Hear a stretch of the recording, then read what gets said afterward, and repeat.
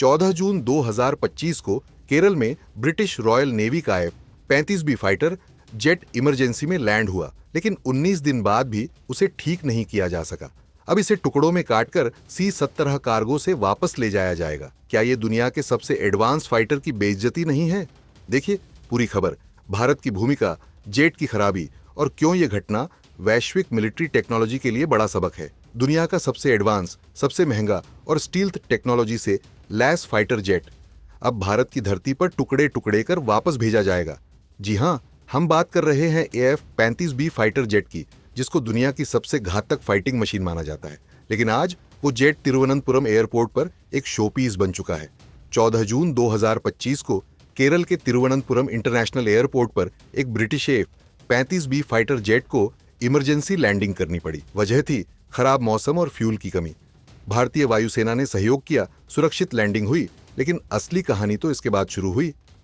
दरअसल F-35B, जिसकी कीमत 950 करोड़ रुपए से ज्यादा है, एक महीने से केरल एयरपोर्ट पर खड़ा है। कारण एक गंभीर हाइड्रोलिक फेलियर।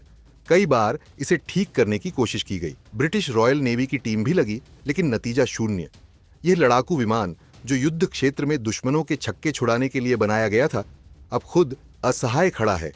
और हैरानी की बात यह है कि ब्रिटेन से कोई बड़ी इंजीनियरिंग टीम अभी तक भारत नहीं पहुंची।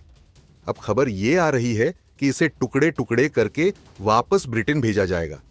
जी हां, ब्रिटिश अधिकारी अब इस जेट को आंशिक रूप से डिसमेंटल करेंगे और C-17 ग्लोबमास्टर कार्गो विमान के जरिए ब्रिटेन ले जाएंगे। यानी हवा में उड़ने वाला स्टील्थ जेट अब कार्गो का माल बन गया है। सोचिए, दुनिया के सबसे हाईटेक जेट का यह हाल कि उसे बॉक्सों में भरकर वापस ले जाना पड़ रहा है। दरअसल रिपोर्ट्स के मुताबिक ब्रिटेन से 30 इंजीनियरों की एक टीम केरल पहुंचने वाली थी, लेकिन वो अब तक नहीं आई। शुरुआती रिपेयर कोशिशों में सिर्फ 3 टेक्नीशियन पहुंचे थे, जो कुछ नहीं कर सके। खराबी थी जेट के हाइड्रोलिक सिस्टम में, जो टेकोनेफ और लैंडिंग के लिए सबसे जरूरी हिस्सा है। और इस जटिल सिस्टम को मरम्मत के लिए बेहद खास उपकरण और एक्सपर्ट्स चाहिए। अब सवाल यह है कि क्या दुनिया के सबसे महंगे फाइटर जेट की ये इमरजेंसी लैंडिंग और फिर भारत से बॉक्स में लौटना इसकी बेइज्जती नहीं है?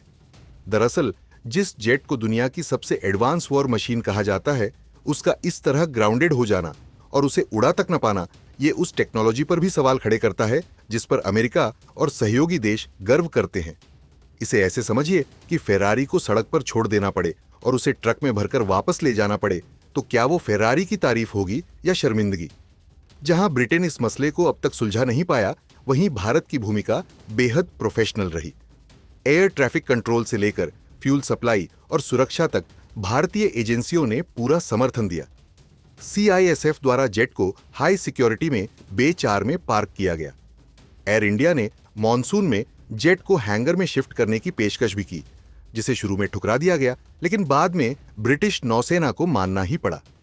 चलिए जानते हैं F-35 सुपर पावर या सुपर प्रॉब्लम।